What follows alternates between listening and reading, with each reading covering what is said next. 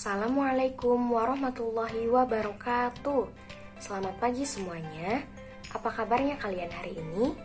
Semoga selalu dalam keadaan sehat dan semangat dalam belajar.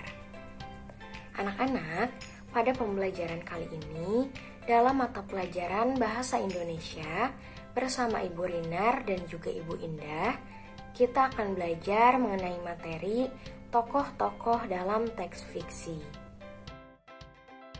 Pada pembelajaran sebelumnya, bahwa dalam sebuah teks atau cerita fiksi, terdapat tokoh-tokoh yang membuat cerita menjadi hidup dan mempunyai alur yang menarik. Tokoh termasuk ke dalam unsur intrinsik atau unsur pembangun dari dalam cerita. Ada beragam jenis tokoh yang kita kenal dalam penceritaan. Nah, jenis-jenis tokoh tersebut diantaranya yaitu yang pertama, jenis tokoh berdasarkan fungsinya. Tokoh dalam cerita ini dibedakan menjadi dua, yaitu tokoh utama dan juga tokoh tambahan. Tokoh utama adalah tokoh yang memiliki peranan penting dalam suatu cerita. Tokoh utama paling banyak diceritakan baik sebagai pelaku kejadian maupun yang dikenal kejadian. Yang kedua, tokoh tambahan atau pembantu. Tokoh tambahan atau pembantu adalah tokoh yang memiliki peran sebagai pelengkap dalam cerita dan kehadiran tokoh ini hanya menunjang tokoh utama. Tokoh ini biasanya dimunculkan sekali atau beberapa kali dalam cerita. Yang kedua yaitu berdasarkan perannya, tokoh dalam cerita dibedakan menjadi 3 jenis, yaitu tokoh protagonis, antagonis, dan tritagonis. Tokoh protagonis adalah tokoh yang dikagumi pembaca atau tokoh yang perilakunya sesuai dengan kehendak pembaca.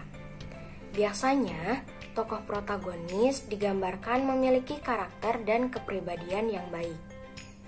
Tokoh antagonis adalah tokoh yang tidak disenangi pembaca karena perannya tidak sesuai yang didambakan pembaca.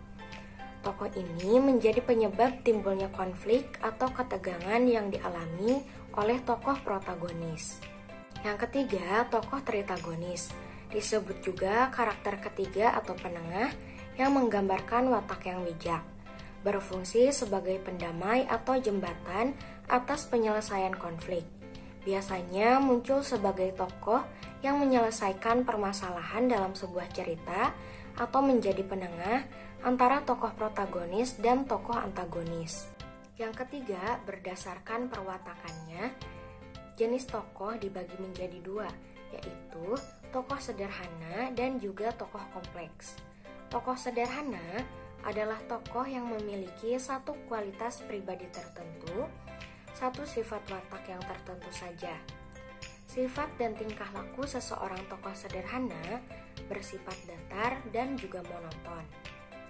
Yang kedua, tokoh kompleks adalah tokoh yang memiliki dan mengungkap berbagai kemungkinan sisi kehidupannya, sisi kepribadian dan jati dirinya. Ia dapat memiliki watak tertentu yang dapat diformulasikan, tetapi ia dapat pula menampilkan watak dan tingkah laku yang bermacam-macam, bahkan mungkin seperti bertentangan dan sulit diduga. Itu dia merupakan jenis-jenis tokoh yang ada di dalam cerita fiksi. Selanjutnya, ada sebuah dongeng mengenai kelinci dan kura-kura yang akan dibacakan oleh Ibu Indah. Kelinci dan kura-kura.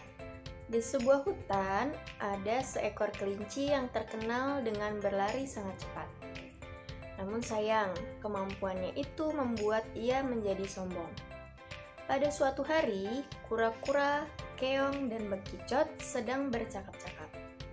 Debu berterbangan membuat 3 hewan tersebut terbatuk-batuk. "Hai kelinci, bisakah kamu menghargai teman-temanmu?" teriak kura-kura dengan kesal. Mendengar perkataan kura-kura, kelinci berhenti dan berkata, "Mengapa aku harus mendengarkan perkataan dari hewan pelamban sepertimu? Pasti kalian ini karena tak mampu berlari secepat aku. Kalian hanya bisa merayap pelan-pelan. Hahaha. Kura-kura tidak terima jika dia dan teman-temannya diejek seperti itu. Jangan sombong kamu kelinci. Kalau berani, mari kita lomba lari. Tantang kura-kura. Mendengar tantangan kura-kura, kelinci pun tertawa. Hahaha, baiklah, aku akan memberimu pelajaran tentang arti kecepatan dan kemenangan. Akhirnya mereka memutuskan untuk berlomba lari. Bekicot dan keong pun ikut mendukung kura-kura. Lomba lari pun dimulai. Kelinci dengan mudah memimpin lomba dan berlari jauh di depan kura-kura yang berjalan lambat karena merasa sudah menang. Kelinci berniat untuk mengejek kura-kura. Kelinci memutuskan untuk beristirahat sejenak di atas pohon dekat garis akhir. Dia mengira kalau kura-kura sulit menyusulnya. Kura-kura pantang menyerah, terus berjalan walaupun dengan lambat. Tak lama kemudian, ia melihat kelinci sedang tertidur pulas di bawah pohon. Kura-kura terus berjalan dengan pasti.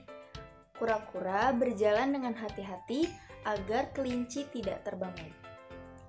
Beberapa saat kemudian, kura-kura pun sudah mendekati garis finish. Kelinci akhirnya terbangun dan kaget bahwa kura-kura sudah menyusulnya. Dia langsung berlari dengan cepat untuk menyusul kura-kura. Namun sayang, kura-kura sudah melewati garis finish dan memenangkan pertandingan. Dari dongeng tersebut, tentunya terdapat unsur intrinsik di dalamnya. Nah, untuk menyampaikan unsur-unsur tersebut, ada banyak cara yang dapat dilakukan. Contohnya, kita dapat menyampaikannya ke dalam beberapa kalimat. Kita juga dapat menyampaikan unsur intrinsik yang terkandung dengan menggunakan peta pikiran. Peta pikiran adalah cara mengolah dan menyajikan informasi dalam bentuk diagram. Untuk membuat sebuah peta pikiran, pastikan kita membaca dan memahami isi dari teks yang akan dibuatkan peta pikiran terlebih dahulu. Nah, berikut ini merupakan contoh peta pikiran mengenai dongeng kelinci dan kura-kura.